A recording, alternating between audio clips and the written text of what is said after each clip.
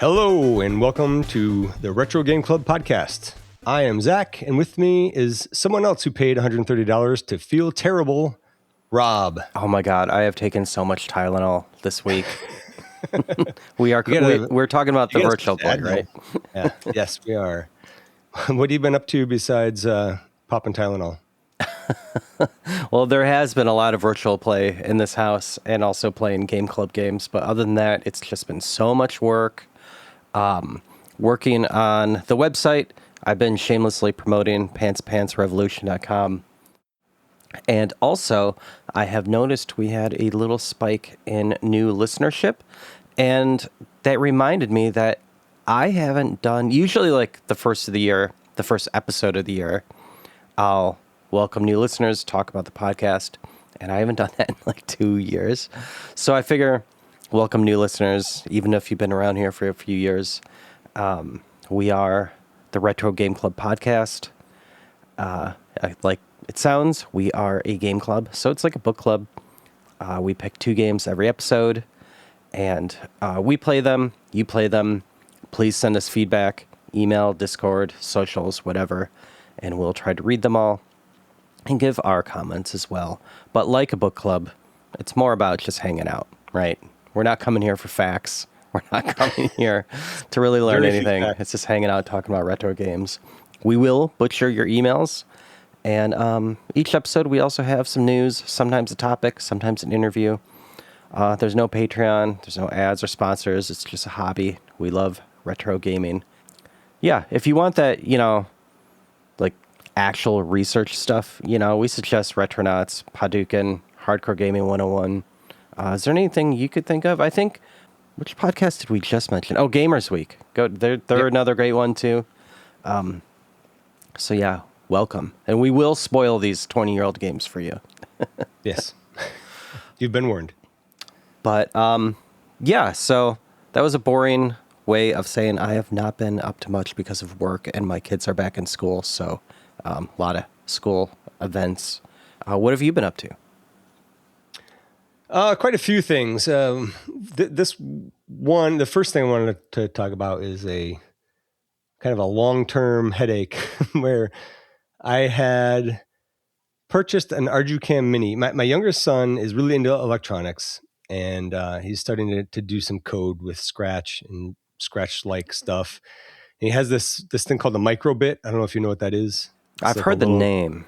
It's a little PCB. It's got like a, 10 by 10, 12 by 12 maybe, array of LEDs on it and like sensors and a speaker and stuff. And it's really cool.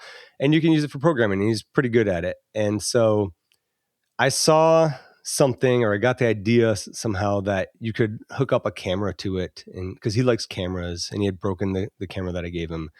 He's like, okay, well, he can try to make a camera out of this.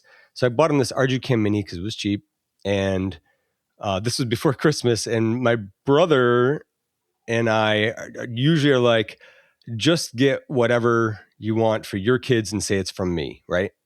Perfect. Right, exactly. So he got this. My son got this camera from my brother, his uncle. And I just did not research this enough. It does not work out of the box with a microbit. It was a giant headache to try to even get it connected. I had to then buy a microbit breadboard adapter and a breadboard. And then we connected that all up and we're following the directions. It's classic ADHD. I didn't read all the way through. Then we get to the rest of it. And it's like, you have to modify the make code IDE to be able to receive the picture from the microbit. And then I was like, of course, why would it be able to take a picture if it can't display it? Because it's just like this grid of it. But it's like, okay. So then the next thing was I had an old Raspberry Pi 3. And I was like, okay, maybe we can get it to work with that. A little Googling, looks like you can make it work. Had to buy some jumpers to connect the GPIO pins to the Arducam. Got the Pi running on Raspberry OS. They have that, what's it called? It's called like Pi Launcher or something like that. They have some utility that's great. Yeah. You pick which board you have, you pick what operating system you want, and it formats the SD card for you. It's like super simple. It barely ran because it only has like 1 megabyte of RAM. Because it's just because it was from a cheap like kids toy, basically kids computer toy. So I was like, all right, so that's fine. So like I bought a Raspberry Pi 4B with 8 gigabytes of RAM and a Pi Cam for it because I was like, I can't guarantee this camera is going to work with it, but a Pi Cam should work with a Pi, right? The computer works great. You can connect the camera. You can show that it is connected. There is no software to actually run the camera. It's all like command line stuff. Oh no. So like, oh my God. So I've kind of like, I was like, hey, look, you can run Minecraft on this. Yeah. That's been the distraction there. Wow. That is a lot. And I haven't touched a breadboard in Radio Shack days. So it's been. Yeah. It's been quite some time. Right. So can you do some vibe coding or something and make. That's not a bad idea. Yeah, that's a terrific idea. I should try that because I don't know what I'm doing. And I feel like, yeah, that might actually work. I got to write that down. Besides that, we had talked before about playing Wind Waker and the trouble I went through to try to get GameCube controllers. I finally just bought the actual GameCube controller for the Switch 2, right? That would explain your message back to me when I sent you a controller in Discord. Yes.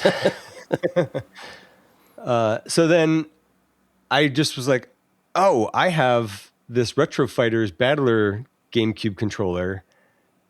Maybe I just wasted $80, and then I spent a bunch of time trying to get that to work with my Switch, and it doesn't because I think it's stuck in like the X input mode or the D input mode. Yeah. Like, it's like 2 modes, and I think it's stuck in one, and I cannot get it to do anything. Like the A button will register on my computer. I can't get it to do anything on the Switch, and any instructions that I look up are completely useless because I feel like the manual is not even for the right. Like it'll show the controller and it shows all the labels for the buttons on the controller, but then it's like, well, press the L3 button. There's no L3 button. So I don't know. Have you tried the breadboard? No, that's the next step. Yeah. Crack that thing open and try the breadboard. Yeah. And other than that, I did want to just say I'm getting a credit as a lead tester for a game. I might have mentioned it before called Princess and the Portals.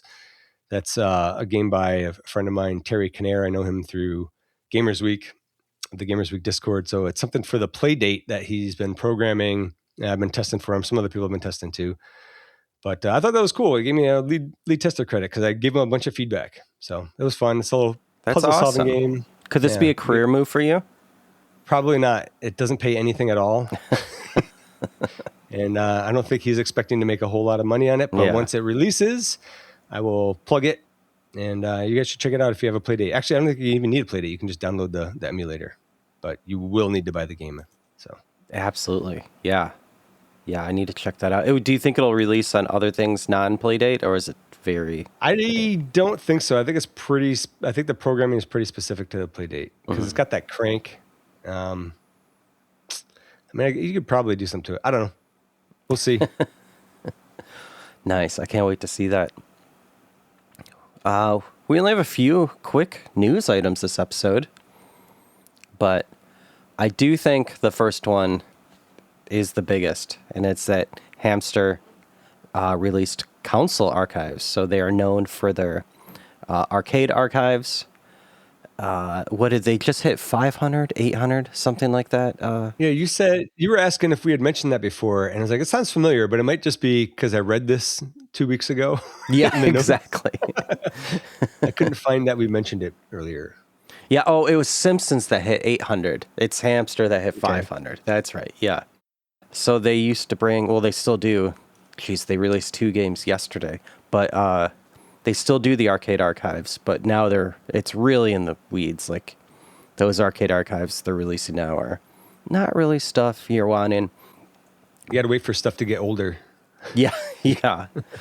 But the console archives, they're starting out with some heavy hitters here, right? Like Cool Borders, Ninja Gaiden 2, and what did they release? One more. I think they've announced a few since. Yeah, I think they've announced a few. I think that was the only 2 that are available. I thought it was interesting timing for Ninja Gaiden 2 because I think it was like November that was available on the Nintendo Switch Online NES emulation there. And so I don't know. I don't know if that's good timing, but honestly, it's $8. I think I might pay $8 to get actual rewind. Like if you can just like hold down the trigger and it rewinds, because the Switch rewind, it's like it works, but you got to like pause it and rewind it, like select how many frames you want to go back and so on. And I don't know. I don't like that as much. I like you fall in a pit, you hit the button, it just becomes reflex. You hit the button, you come back out of the pit, right? Yep. So I might check that out for $8. I'm also wondering, it says it's only for Switch 2.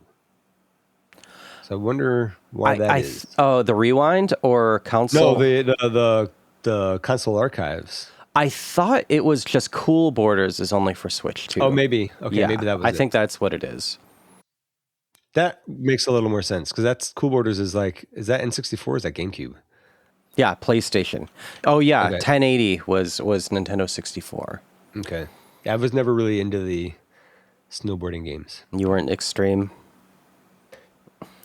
Not with snowboarding games, no. But, you brought up the $8, and you're the first person I've heard that's like, I'll pay that. And I probably own like 15 Arcade Archive games, but every time it's like, man, why is this game so expensive? It feels like they should be $4.99, But I think Cool Borders is even like $15. Oof. That's a little steep for that, but I don't know. Ninja Gaiden 2 is one of my favorites. So like an excuse to play it again and to be able to cheese my way through it. Well, Ninja Gaiden 2 is in the Big 20, which happens, I think, tomorrow. It's either tomorrow or next Saturday. So I'll send you a link. Listeners, if they don't know, the Big 20 is a Twitch speedrunning competition where a board of people from bestofnes.com, I think it is, comes up with 20 games that you speedrun through. So Ninja Gaiden 2 is part of that. I'm glad that you explained that for the listeners, because I knew what it was. Yeah. But also, I think Hamster is a... I always put the P in Hamster for some reason. Hamster? But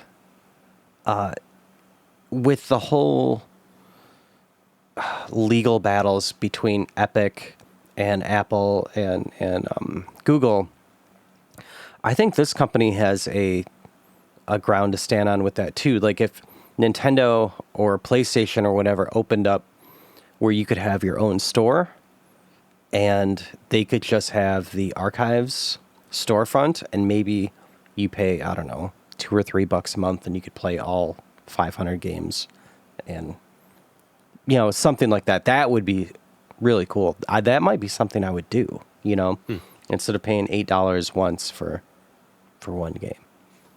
Yeah, I mean, I feel like for some of these, the subscription model would make sense, because how many times are you really going to replay it in a month? Mm-hmm. And then, you just move on to the next thing. So, I don't know. Yeah. And at that point, what is it? Antstream? At that point, it's pretty much Antstream. Yeah. But then, what do we got next? Oh, yeah, another cool story. The CDX2. This is a homebrew CDX-looking device. I mean, it looks exactly like a CDX, which a CDX is the Sega CD combo, like Genesis Sega CD. And I wanted that. That was cool. Yeah, this is the Saturn version of that. So it looks exactly the same, except it's a Saturn. It's awesome. Yeah, it's a pretty impressive mod/hack. I was never having a Saturn. I was a little confused by the cartridge, because I thought it was a disc-based system, and it is, but I guess there was a cartridge slot for increasing the RAM, and they make a flash cart that goes in there that it will play games from. So that's that Saru flash cart. But yeah, it's pretty impressive. There's some 3D printing of part of the case, and I think he just has like a Sanyo Discman as like a lot of the guts. That's at awesome. least the optical drive part of it. That is great. Yeah, what a cool project. And one I snuck in here very recently. There is something called the Stellar Project, which is also I think it's called like HD Plus. So this is all by a company called MakeMegahertz.com. If you don't know it, check it out. They are great. But Project Stellar is like, it's more than an SD card adapter for your Xbox, the original Xbox. It also like can deal with if you solder in more memory. It gives you a select to play ISOs. It could do like compressed ISOs. It's even like it updates the firmware and stuff. It does a lot. Like it comes pretty much with its own operating system. Anyway, they've had a newer version of this for a while, and now if you're like if you're like me and you bought the original, and you don't want to spend all the money to get the upgraded Stellar Project Plus, there's this wireless card, like daughter board that you could buy. It's pretty cheap, and it gives you the wireless kit, which lets you like update from afar. What else does it do? It lets you do wireless controllers, so you could use like an Xbox One controller. It has a built-in speaker for pairing and notifications. And just gives you like a lot of quality of life. So I know this is really niche even for this podcast, but definitely check it out.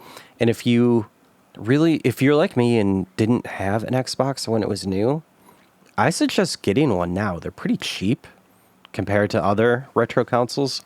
You could upgrade them pretty easily, and there are just a lot of cool games that maybe you missed. So, yeah.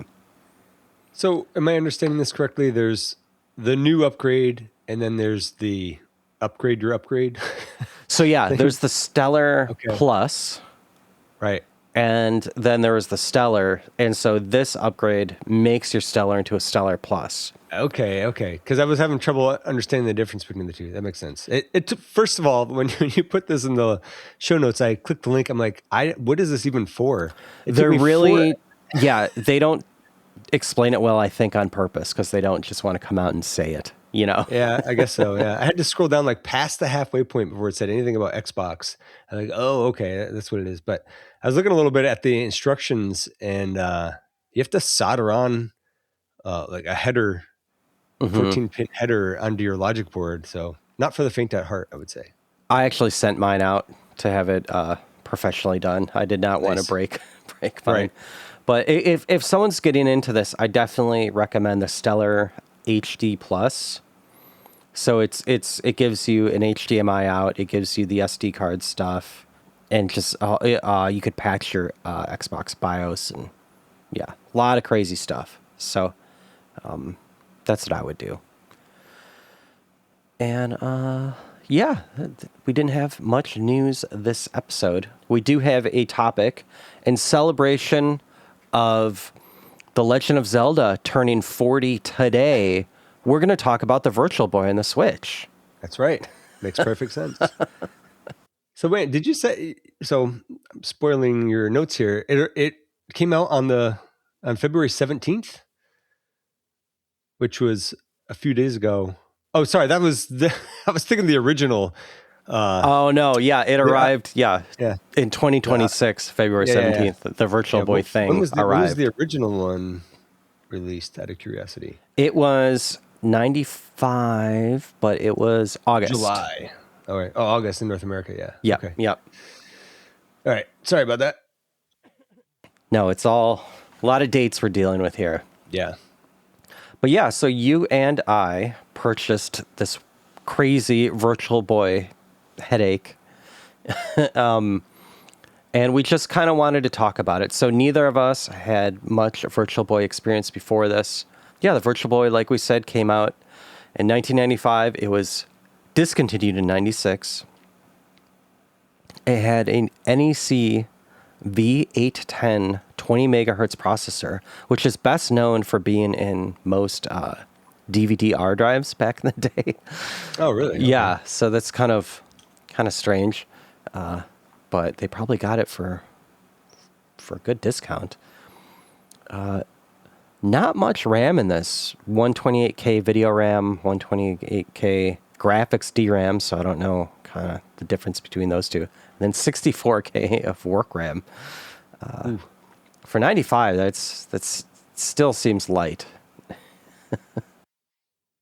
And obviously, it is made famous by being a virtual reality headset that will not strap onto your head because it's too big, and it's mostly vector. They don't want to break your neck in addition to giving you a headache and making you nauseous. Yeah, it's not actual vector graphics, but they use like a lot of it looks like vector graphics, and it has 2 or 3 planes in the red screen. But so yeah, what are your? I don't know how to go about this. Should we talk about the original Virtual Boy first, because we only have a few first impressions, and then go into this one, or what? Yeah, let's go like how we have it in the notes. Well, one thing I should have mentioned off the bat too is the controller of the original Virtual Boy. It's a dual D-pad, which is kind of cool. Kind of a neat controller. It's cool. I don't know why they didn't do that for this re-release or whatever, because it's like dual analog instead, but they're acting like D-pads and it feels weird. Yep, exactly. But yeah, just to go through my history with the Virtual Boy, I played one at Toys R Us, and it was a hard pass for me. At that time, in 1995, I had a 486 laptop.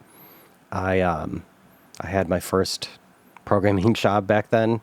It's weird. I was a junior in high school, and I was programming Visual Basic for a bank. And wow. And I got this 486 laptop, and I put Slackware on it, which is Linux, and I would play MUD on that. So that's really what I was doing in 95 in terms of a lot of my gaming was mostly MUD or my Turbo Duo until the N64 came out. I did not want this thing. I made fun of it. How about you? I was in the middle of my college years. I have a vague recollection of seeing it in the mall, probably at like Babbage's or something. Mm-hmm. I don't know why I never tested it out. Maybe it wasn't being demoed, or maybe I just knew better and thought that it was too gross with everybody else's yes. But I was probably too busy partying to really care. Mm-hmm.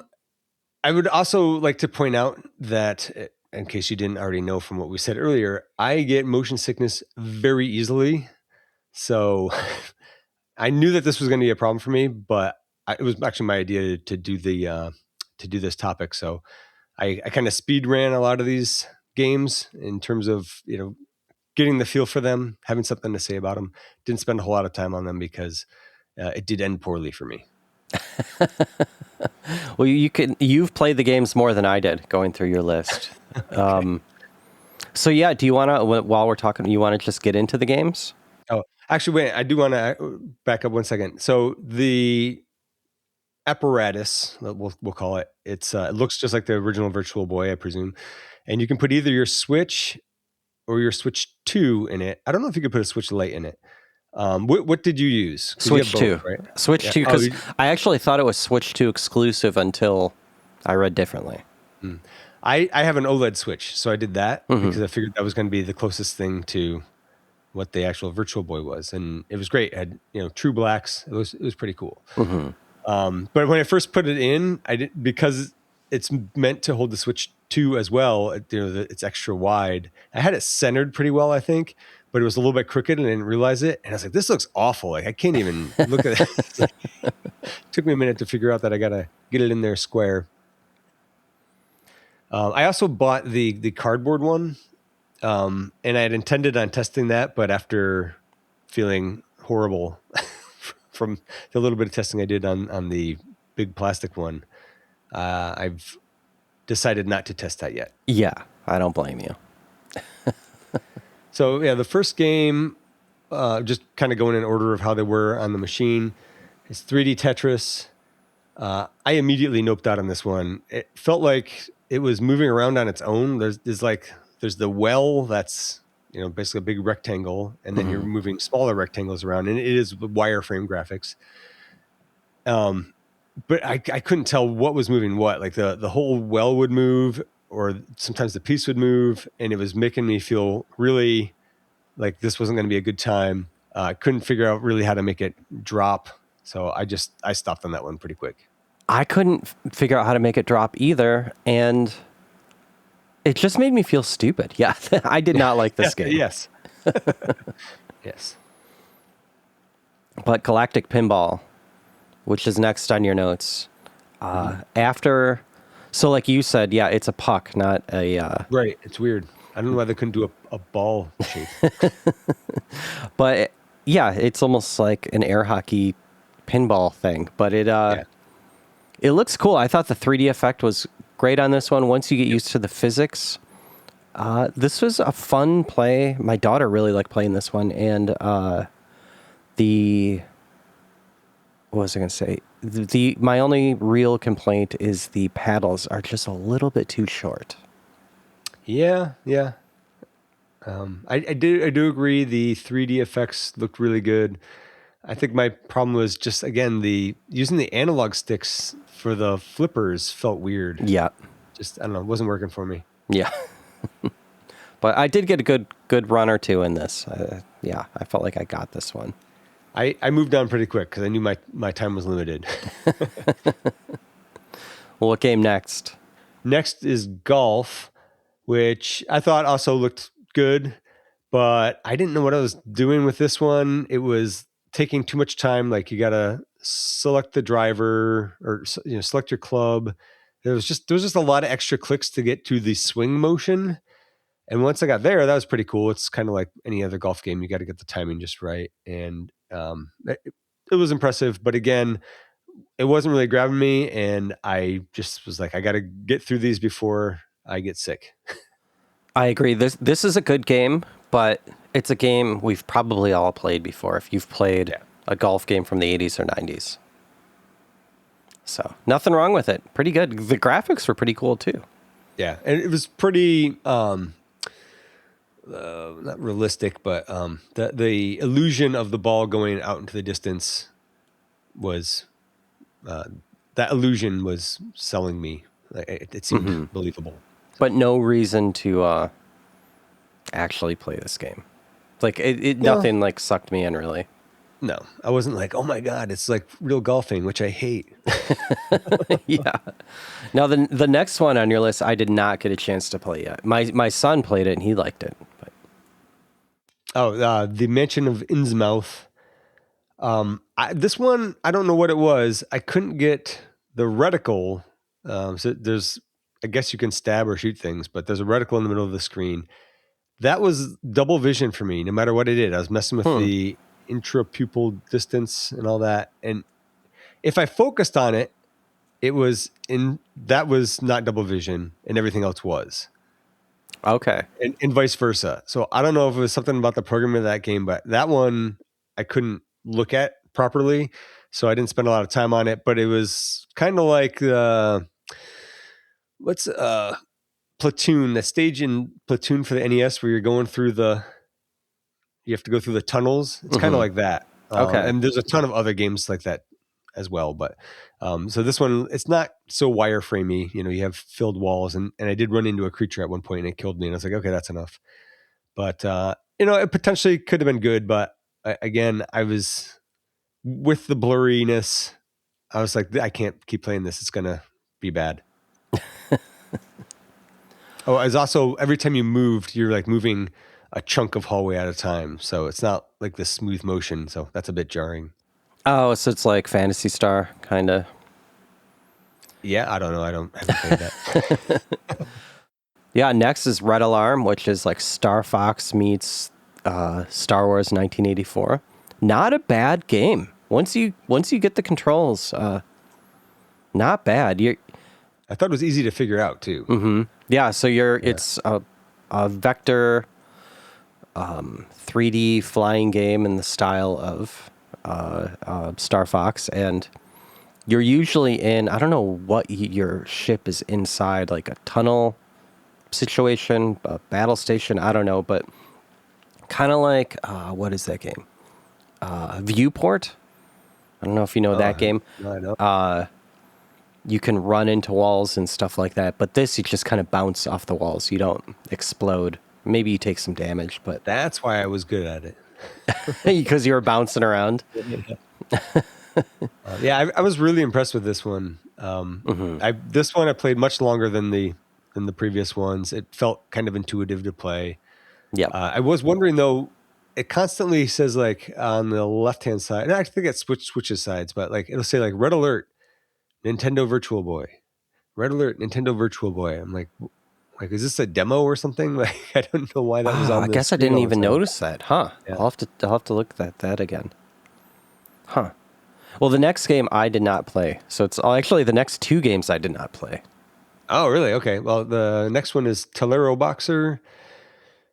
I don't know, boxing is not really my thing. I thought that it's kind of like Punch Out in that you see the opponent and you see your gloves, right? Yeah, not Mike Tyson's Punch Out, but the original 2-screen Punch Out. Yeah. Yes. And so you're like, like in Punch Out in the arcade. So, you're just like punching these things by hitting the analog sticks in this case. I wasn't really getting the hang of it. I'm sure there was cool ways that you could do like body shots versus uppercuts and so on. I was messing around and couldn't really figure it out too much. I'd played like one round. I thought the 3D on the opponent's head was very good, but the fists are completely flat. So that was weird. It was ruining the illusion for me. Was it fun though? No. So it didn't have even, the old Punch-Out game, I guess it could feel a little bit clunky, but you get used to it so quick that it's actually a really fun, controls well kind of game. So this, is that the problem? This just didn't control well? It could be a skill issue, but yes. And then what about Virtual Boy Mario Land? Or Wario Land. Wario Land, yeah. This is easily the best one. I spent the most time on it, and I would have spent more time on it, but I got super nauseous and sweaty suddenly. But I don't know. I don't know if I played.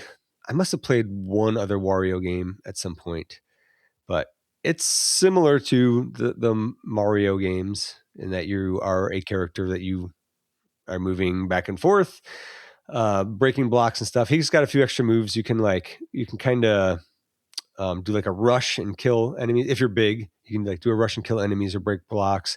And then the gimmick here is that you can hop to the back of the screen essentially and get more coins. And not even a gimmick because you have to go there to get through the levels. Okay. And there was some other things in there, like you complete a level, you go up an elevator. When you get off the elevator, there's some like games you can play or stuff you can buy. I didn't have enough coins to do any of that, so I just kind of kept going. I started the next level. But the 3D on this I thought was really good. And this is something that I had seen only in 2D before, like with them hopping from the foreground to the background or vice versa. And my impression of the Virtual Boy from that was like, oh, so you have like 3 or 4 planes of 3-dimensionality. I was like, I don't know, but it's not like that. They're like a lot of these other games, and including this game, it is more of a continuum. For instance, in Wario Land, you have like these spike balls that are swinging into and out of the screen, and you have to run past them. And that was a really good effect. So, okay. My one complaint, which I didn't notice with any of the other games, but maybe it was just because I didn't need to look down there. I could not see my score at the bottom of the screen, which also had like the coins and the hearts and stuff. I would have to like kind of adjust my position and look way down to be able to see it. So I don't know. And I don't know if that's because I was using the Switch instead of the Switch 2 or I don't know. But that one I couldn't see the whole screen on, and that was a problem. So was there any gimmick in this game that like wouldn't allow it to just be played like a normal game without? I think you could still do it on a 2D screen just fine. I don't think you need the 3D perspective. You can tell that the spike balls are moving back and forth. I should try it with one eye closed and then report back, But well, no, I think it's I would love to play a 2D version of it. Yeah, I mean, that's what I was going to say about all these games. But before we get into that part, I just wanted to mention that so you purchase this device, this either plastic or cardboard version of the Virtual Boy. And this whole episode, I almost say Virtua every time because of all the Virtua games we've done. But the Virtual Boy app is free, but it absolutely requires you to use this device. These games that we talked about are the first games that come in the Virtual Boy app. And in a few months, they're going to release a bunch more games. Is the Virtual Boy app free, or is it part of NSO, or is it part of NSO Plus? I don't know. I got it for free, but I think it's because like it won't even allow you to launch these games unless it detects you're in the correct mode. Oh, really? Okay. I didn't. Yeah, if you pull out the Switch, it somehow knows and interesting. Yeah, I didn't try that.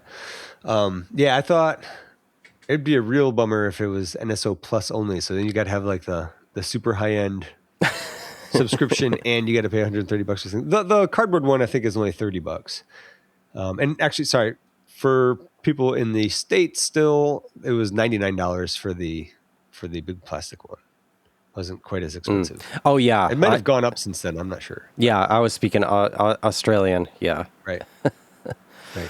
Did you ever figure out what automatic pause is, by the way? Because every game starts off with... It's for people like us. Every 15 minutes, it pauses the game and makes you take a break so you don't puke everywhere. Well, I never made it to 15 minutes. Exactly. In a single game, which is why I didn't know.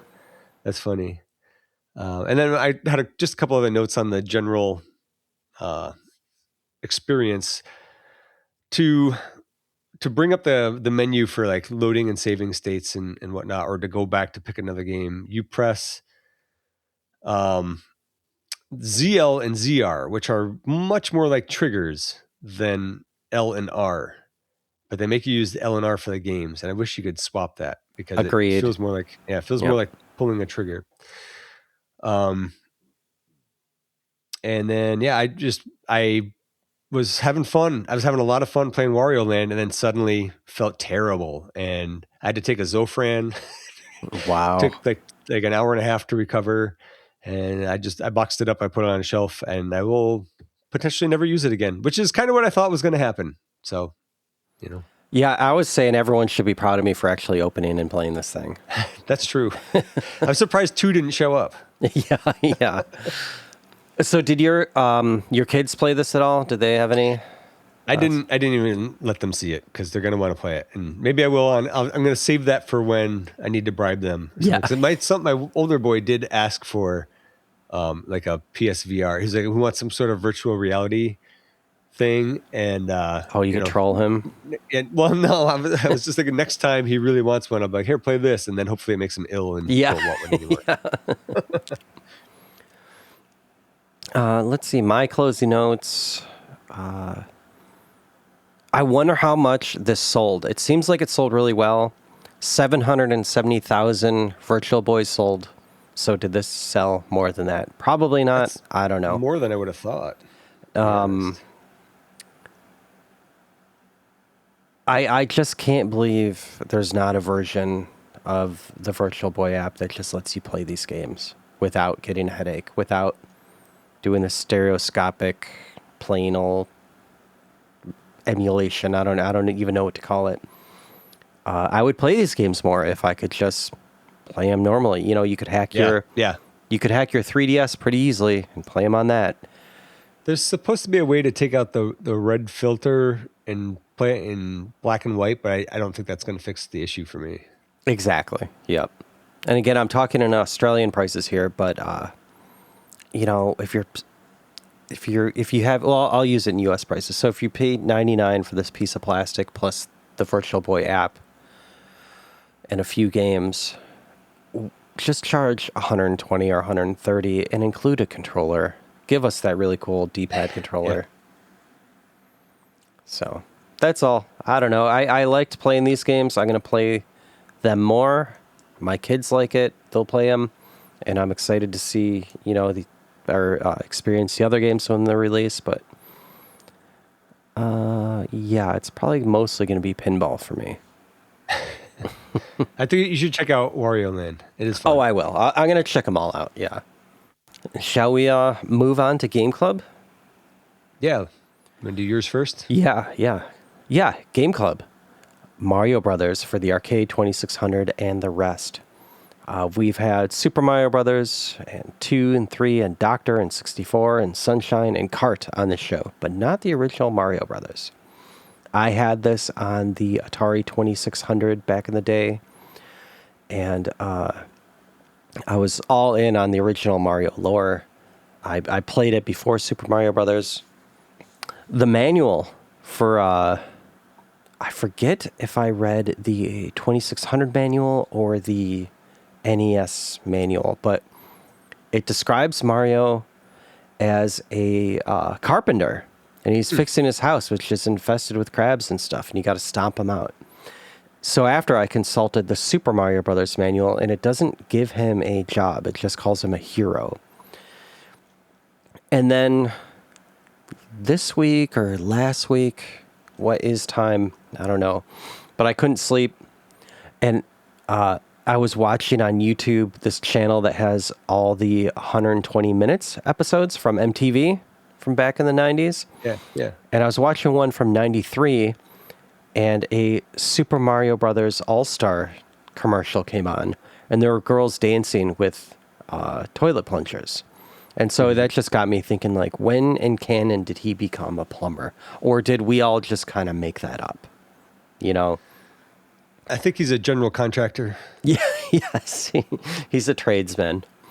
And, yeah, I would suggest if anyone likes music that is on 120 minutes, go on YouTube and watch some episodes, because there were some 3DO ads and some Genesis ads and stuff. Yeah, it's a good time for commercials. Anyway, back to Mario Brothers. I played the NES, the 2600, the arcade, and the 7800 ports. And that's the order I like them in. The NES, I think, is the best, kind of well-rounded one. The 2600 one is way better than it should be. The arcade port looks the best, but it's a bit stiffer, I feel. And the 7800 feels the most like the arcade port, which, you know, I think back then you would say, wow, it feels just like the arcade. But yeah, it just, it's not as forgiving. And no, I think my personal closing thoughts on this is, yeah, I had this back in the day. I was all in on Donkey Kong and Jumpman and Mario. People I knew got the NES before I did, so I saw Super Mario Brothers and then would come home and play my sad 2600 Mario Kart. And this game is fine. It's not the best Nintendo's done, but yeah, it's fine. I'd say if you haven't played in a while, check it out. I haven't checked if this is on NSO. I don't think it is, because okay. I think I checked, because that's where I was going to play it, and I ended up having to emulate elsewhere. Yeah, I play this on the Analog Pocket. Yeah. What are your thoughts on this game? I did not really like this one. I started with the NES version, and I had to look up what the difference between Game A and Game B was. And it turns out that Game A is for beginner, Game B is for expert. Why not just say beginner and expert? Yeah, they do the same thing at NES Donkey Kong. Yeah. Yeah. But I kept making the force of habit mistake of trying to jump on the turtles, just from playing Super Mario Brothers for so long, right? Mm-hmm. I kept wanting to jump on the turtles. And then I found some controls, some of the controls I didn't really like. For instance, if you don't give yourself, like, if you're running one direction and you turn around to jump, you have to like turn around and wait a second, wait a couple of frames and then jump. Otherwise you jump the other way, like the way you were going. And that was annoying. I could not. That's the biggest problem with this game. Yeah. That seems like bad programming to me. I don't know. Maybe they did that on purpose, but I just didn't like the way it handled. Just too many years of Super Mario Brothers, muscle memory. led me to have an expectation, and this was not it. So, And also, between the platforms, there isn't that much space, but once you get the hang of, you could actually clip through the corner of the platforms. That does help. oh, okay. All right. Then I did play the arcade version a little bit. I thought it was cute that the Mario Brothers title comes down upside down, and then they jump up and hit it to fix it. I guess with hammers, right? Maybe because I they're can't remember carpenters. that part. I'm not sure. I don't remember.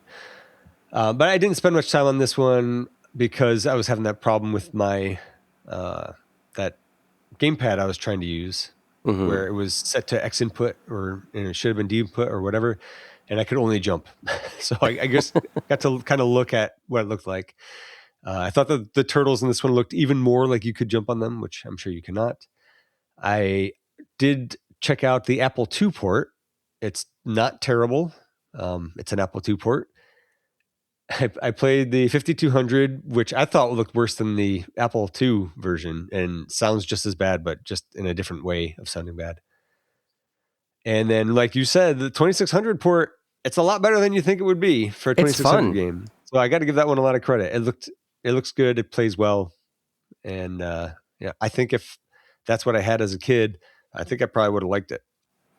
It's more fun than the arcade version because I think it plays more fair. Mm-hmm. And it's interesting that, like Super Mario Brothers, they didn't bring the crabs. They brought the turtles and stuff, but no crabs. And crabs are kind of the big thing in this game. And Oh, I see what you're saying. Yeah, I was like, weren't there crabs in this as an game? enemy, yeah, like they bring the yeah. fireballs, they bring the turtles, but no crabs. And I'm trying to think when or if crabs make a comeback in that universe. I mean, is it all the way in Sunshine? I don't know. I've not played beyond Super Mario World 1. I've heard Super Wow. Mario World 2, Yoshi's Island, right? I've heard that's pretty good. So you haven't played like 64? Nope. Wow. Nope. I'm not really a big Mario guy. And like I think one time I played New Super Mario Brothers on the 3DS when that came out. I played it in the store and it felt really slow. I was like, why isn't he running? I couldn't get him to go fast enough. So I don't know. I've just never been that interested. Someday, maybe, with enough free time, or if you pick them for Game Club. With every Mario game and every Zelda game, I always ask myself, well, like when I'm thinking about how good this game is, I ask myself, if this was not a Mario or Zelda game, would I like it as much? And that's the perspective I try to get with all these games. Yeah. And I think most of them are pretty good, but get a bit hyped for the brand name. But do we want to move on to your pick? Sure. I picked Gyruss, which was developed and published by Konami for the arcade in 1983. I started with the arcade port. You are a flying ship. You're flying through space, shooting enemy ships, satellites, and asteroids. But it's not like Gradius, where you have a horizontal or vertical scrolling field. You're flying into the screen. It's a pretty cool effect. You have the stars streaming out from the center, and your ship moves around the edges of the screen in a circle.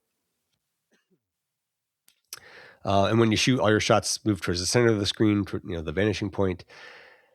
And I couldn't really find an answer on this, but I'm assuming that as your bullets go in, they get smaller, and as enemies come out of the center, quote unquote, closer to you, they get bigger. I'm assuming that's just different sprites and not sprite scaling, because I don't really think that was a different thing sprites, in 1983. Yeah. The objective is to fly from Pluto all the way to Earth, and each stage that you play through, each number of enemies that you play through is a warp, and sometimes it takes multiple warps to get to the next planet. Ignoring, of course, that the planets would almost never be lined up like that, but that's okay. And then if you get to the end, you start over in the arcade. I played this a little bit. Couldn't get used to the controls. The D-pad is like the 12, 3, 6, and 9 on a clock. So you press a direction, and your ship moves around the circle towards that position until you've reached it. So if you're pressing left and move and you're at the 3 o'clock position, right? Actually, I don't know if it would go up or down. From the 6 o'clock position, let's say, so you're down, you press left, it's going to go up to the 9 o'clock position, and then it stays there. And then if you want to go up, you got to press up. So I just couldn't. It makes sense. I get it, and I understand why they did it, especially in 1983. But I couldn't get used to it. I made note of that too. I just wanted to push a direction, and if I didn't stop pushing that direction, keep going around that circle. Right.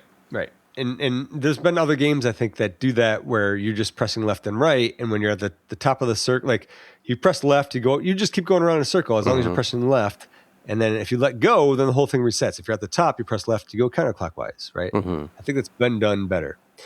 Anyways, I didn't get too far with the arcade before I moved on to the NES port. I want to say it was still developed by Konami. It's Ultra, which is a shell corporation or subsidy, right, of Konami. I think that's how they got around the limitation of the number of games you could release on the NES per year. It was released in 1989, so that's 6 years after the arcade, and it's a lot more of an upgrade re-release than a straight port. It's almost a sequel. I compared it like Galaga to Galaga 90. You know? Yeah, that's a good comparison. So you get, in addition to what the arcade gives you, you have a super phaser attack. There's additional enemies. There's more stages. You go all the way to the sun, and there's a progress screen that shows your position within the solar system. There's boss fights at each planet, which is great. I love a boss fight. And there's an actual ending. And there's the reverse Konami code, so you can get 30 lives. Oh, I didn't know that. Wow. Yeah, it's exactly the reverse. Like A, B, right, left, up, down, something like that. Okay. I can't do it backwards in my head. And then let's see, there was an obvious visual overhaul. There's bigger sprites. It looks like a Konami game. It looks a lot like Gradius if you had kind of made it point to the center of the screen. Also, they give you a second control scheme. You have control scheme A, which is just like the arcade, but control B, it's what we were talking about. Left goes clockwise, right goes counterclockwise, which makes a lot more sense to me. Yeah. Yeah. So of the versions that I played, this one was definitely the best. But I did also check out some of the Atari ports. They are straight ports of the arcade game made by Parker Brothers in 1984. The 2600 version, again, better than you'd think. It was pretty good. It sounds decent. The 5200 was not really any better than the 2600. Not nearly as good as you would think anyway. What did you think of Gyruss? So I'm not going to read some of my notes because some of our listener feedback is almost word for word from what I thought. So I don't want to steal someone's thunder. I agree with everything you said. The Atari 2600 ROM crashed my Analog Pocket. No. The Coleco port is very good. The controls are not as precise as the NES port, but it's pretty good. What else? You said pretty much everything I wanted to say. I did have the NES manual up here, and it does point out that while enemies are entering the screen, they will not hurt you. So no reason to freak out. Then I did not know that. Yep, they only hurt you when they're coming out of the center of the screen or when they're firing. And then the first line in this manual is, when the opening screen appears, displaying the neo-revolutionary portrait of the savage Genghis Khan, press the start button. Okay. I thought that was a pretty good opener. I didn't realize Genghis Khan was in this game. I played this game a lot last week, and I don't remember seeing Genghis Khan. I fear that I'm going to boot it up and be like, oh yeah, he's right there. He's been right in front of me this whole time. Yeah, probably. But, and this says, you have to, your mission is to free the 9 planets in our solar system. For those who flunked astronomy, those planets are Mercury, Venus, Earth, Mars, Jupiter, Saturn, Uranus, Neptune, and Pluto. Which is funny since Pluto is not a planet anymore. But Don't get me started. yeah, I know. You changed astronomy. Do you know what it's called now? A planetoid? A dwarf planet. Dwarf planet. They changed it again? If it's not a planet, don't put planet in the name of what it is. Yeah. But yeah, pretty good manual. Pretty quick black and white manual, but yeah, worth the read. And I like this one better than Mario Brothers, and they're both fun to play. This definitely has more staying power, I think. Yeah, for sure. For me, anyway. So what do you want to play for next episode? I want you to say yours. No, it doesn't matter. I'm going to play Double Dragon 2, The Revenge, specifically the NES port. Nice. Because good pick. I picked this to tie in with yours, and I will explain later. Oh, wow. Okay, well, mine is The Legend of Zelda Wind Waker. And it wasn't even for the anniversary. It was just I wanted to play it again. I'm almost done with it. I don't know if I'll have it done in time. I'm to the collecting the Triforce shards, and I'm not feeling motivated to do that. But I've beat it before. It is one of my favorite games. So let's see. How far am I? I just got the boots. Oh my God, you're behind me. You got a lot of work to do. Okay. Get on it. Okay. Yeah, you're about to go in. You're about to go into. Well, we'll discuss it next. Yeah, time. yeah. So, yeah, we have some listener feedback here. If you'd like to join the feedback and the game club, please email us. Email at retrogameclub.net. That is email at retrogameclub.net. All of our links are in our show notes. Discord is a good one. Blue Sky is pretty active lately. And yeah, Hugh writes in. And last week I was talking about people being too busy. Discord was a little light, and I was grumbling about it. But not just our Discord. All Discord seemed really light last week. And he said, like, yeah, if assuming the average gamer is a midlife Gen X demographic, we have kids that need driving around, maybe going to college, maybe you have divorced parents who just turned 80, and we're taking care of them as well. And on our light free time, we probably go to the gym. So hopefully we live long enough to finally get through our backlog of games. Yes, that is probably true. And by coincidence, he was playing the Atari 7800 port of Mario Brothers. And it doesn't compare to the NES version, but still well done and fun. It plays a bit faster. He likes this. Sorry. Yeah, it's a weird sentence. I rephrased it. So, like most listeners, he assumes that they've played Super Mario Brothers before this. Oh, yeah. Yes. Jeez. Yeah. That like turned my brain around. But yeah, I think I am one of the few that played Mario Brothers first. And on Gyruss, it's one of those games where if he ever sees the cabinet, he plays, and is the best parts at Tempest and Galaga, which is what I was going to say. It is very Tempest meets Galaga. And I don't last more than a stage or two, but it's still fun. He played it on the Game Boy Advance last year. Oh, I didn't even know it was on there. And it's just not the same. None of the home versions are close, really. As for manuals, he wants to call out Phantasy Star 2, originally shipped with an entire walkthrough. The kind of book they would normally charge $10 for. The legend is that Sega thought it was the game was too difficult for our feeble minds to finish. With the Game Boy Advance port of Gyruss, he actually put a link to one of his blog posts about it. And it looks like it's the Arcade Advanced cart, which includes Frogger, Russian Attack, Scramble, Time Pilot, and Yi Kung Fu, in addition to Gyruss. Nice. But it sounds like don't play it. But read his article. Yes. I'll put a link in the show notes. So we also have an email from Majors. He says, due to a busy month buying a pair of initial D3s, continuing his conversion of a Caliber 50 cabinet, and 3 back-to-back events, He's behind on his listening enjoyment, but now he's happy to be home and have some Retro Game Club episodes to listen to while he decompresses. Ignoring his normal boycott of giving feedback on pre-recorded episodes, he's got a question for me after listening to the Power of Choice coverage that we did. I guess I said that I liked the Max gamepad for the NES. I remember that, yeah.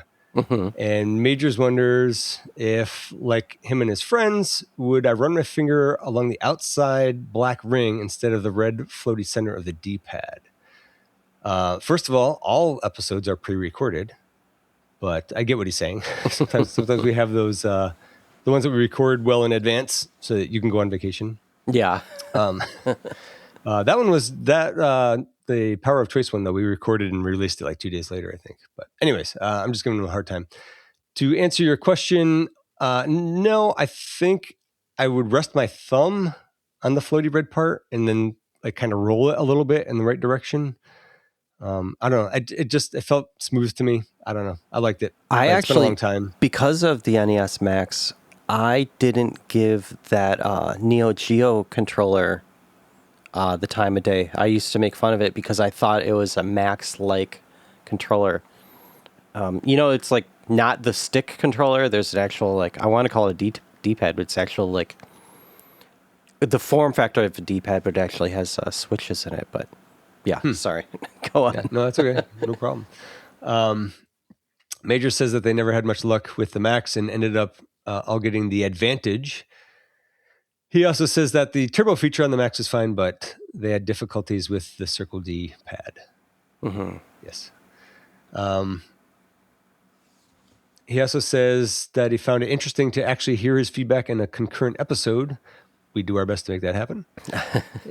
In regards to episode 213, he says it was fun to hear Hugh's voice on the show again, and it's good to know that his podcasting retirement hasn't changed him much.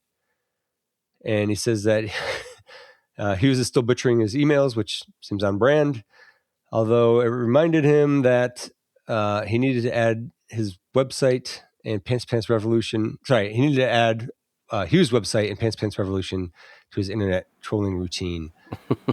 Now, I don't know how it worked. I'm just speaking for myself here. I don't know how it worked when Hughes was the regular co-host.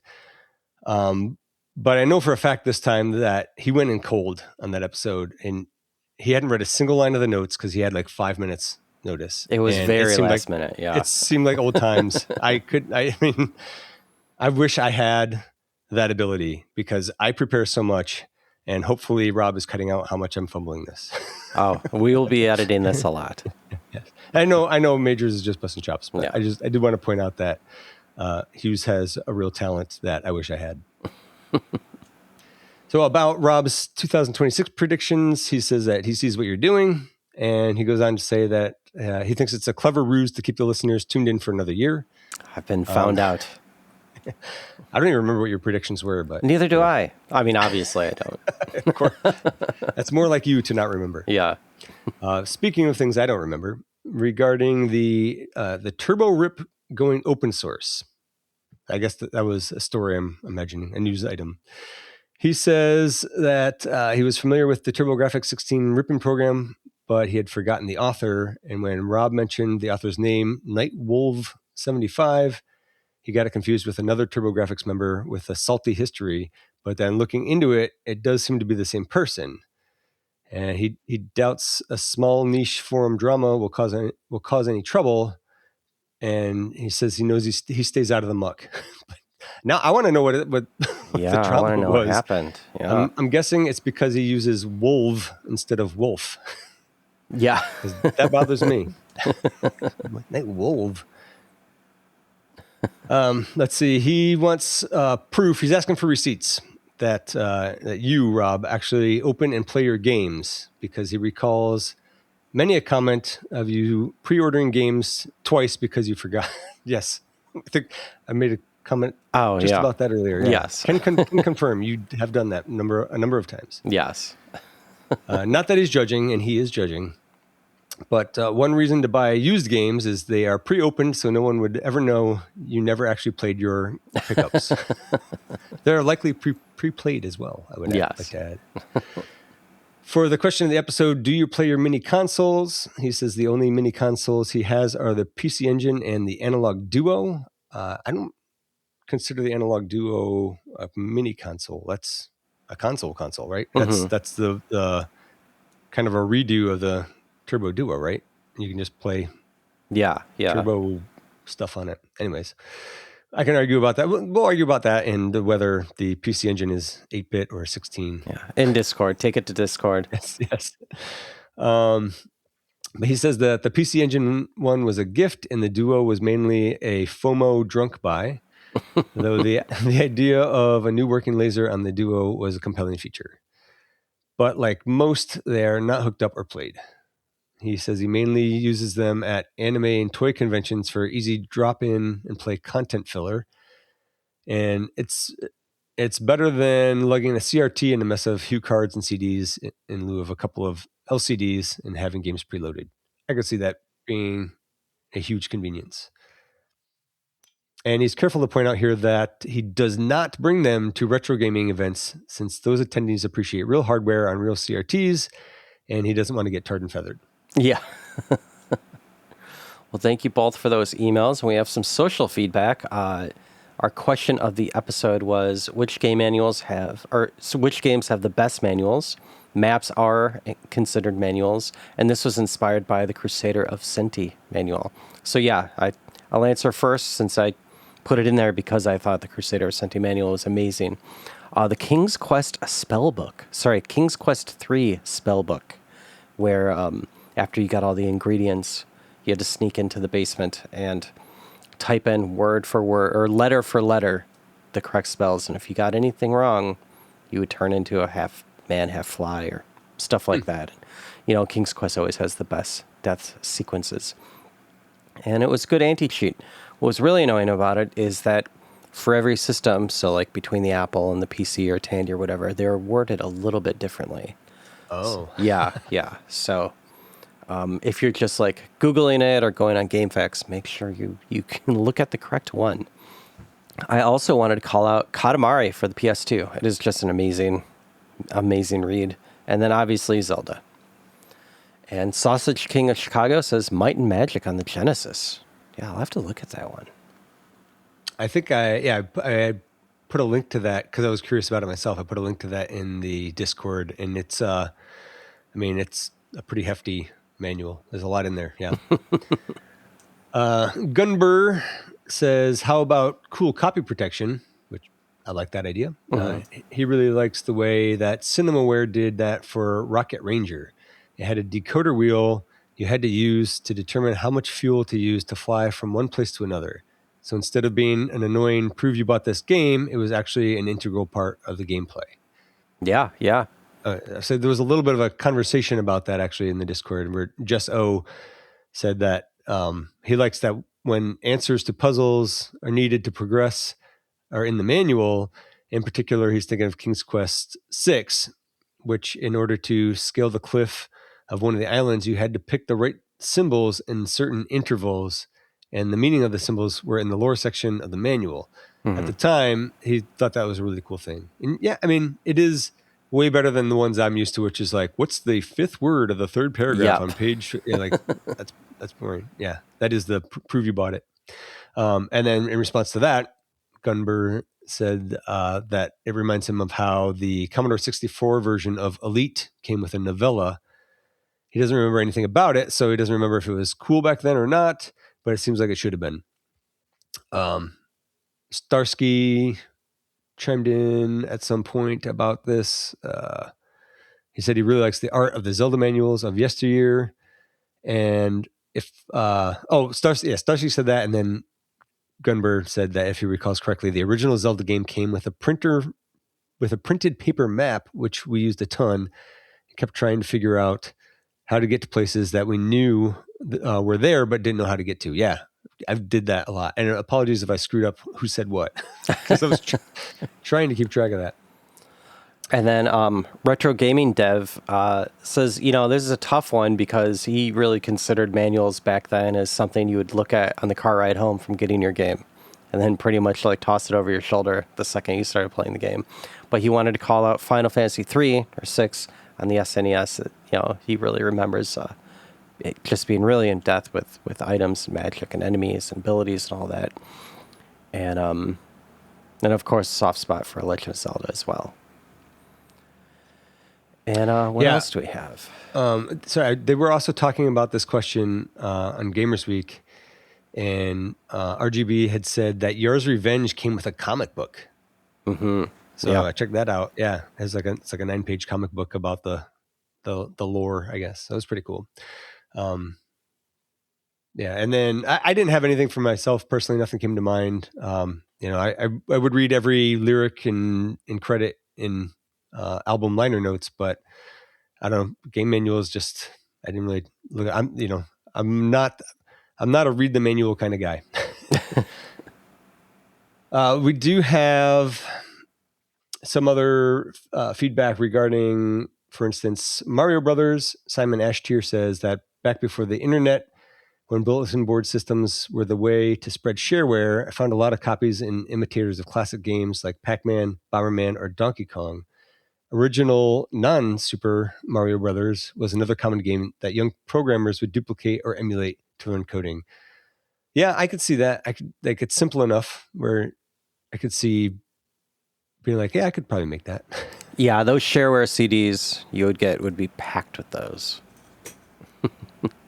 And then let's see some regarding some older question. Tell us about the manual. Oh, no, that's the same question. Hotchman 1 says Starflight from 1986 and Baldur's Gate 2 Shadows of from 2000 were amazing manuals. Okay. Cool.